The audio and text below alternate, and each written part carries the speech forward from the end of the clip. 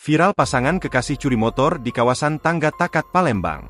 Sepasang kekasih di Palembang tengah viral diduga mencuri motor di kawasan Tangga Takat Kecamatan SU2. Aksi keduanya terekam CCTV dan videonya viral di sejumlah media sosial di Palembang.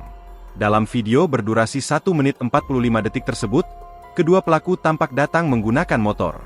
Pelaku pria menggunakan helm, masker dan baju kaos warna hitam serta celana pendek jeans biru turun dari motor setiba di TKP. Sedangkan pelaku satunya diduga seorang perempuan mengenakan helm putih menutup muka, dan memakai jaket serta celana coklat muda, dan setiba di TKP langsung memutar motor yang dipakai. Sambil menjaga situasi di lokasi, saat rekan beraksi. Kurang lebih 5 menit, pelaku pria pun berhasil mengasak satu unit motor Beat berwarna putih. Saat itu pun beriringan kedua pelaku langsung meninggal TKP. Sementara Kanit Ranmor Satreskrim Polrestabes Palembang, Ibtu Joni Palapa mengaku sudah mengetahui soal video yang viral tersebut.